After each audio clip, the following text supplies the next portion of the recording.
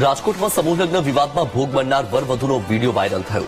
વરવધુ દુકાન બહાર નિરાશ થઈને બેઠેલા જોવા મળ્યા. દુકાનના ઓટલા પર બેઠેલા વર અને કન્યા હતાશ દેખાયા.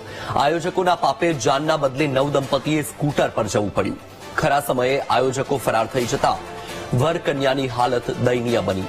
આરોપી દિલીપ ગોહિલ, દીપક હિરાણી અને મનીષ વિટલાપરાની અટકાયત થઈ ચૂકી છે. ફરાર મુખ્ય આરોપી ચંદ્રેશ છત્રોલાની પોલીસ શોધખોળ કરી રહી છે.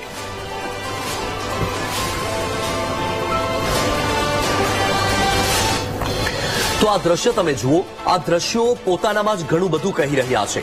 એક તરફ આંખોમાં અનેક સપનાઓ લઈને નવા જીવનમાં પ્રવેશવા માટે, એકબીજાને જન્મ મરણના કોલ આપવા માટે જ્યાં આ યુગલ પહોંચ્યું હતું, પરંતુ ત્યાં પહોંચતા જ તેમના સપના રોડાઈ ગયા, તેમના સપના ધૂળમાં મળી ગયા.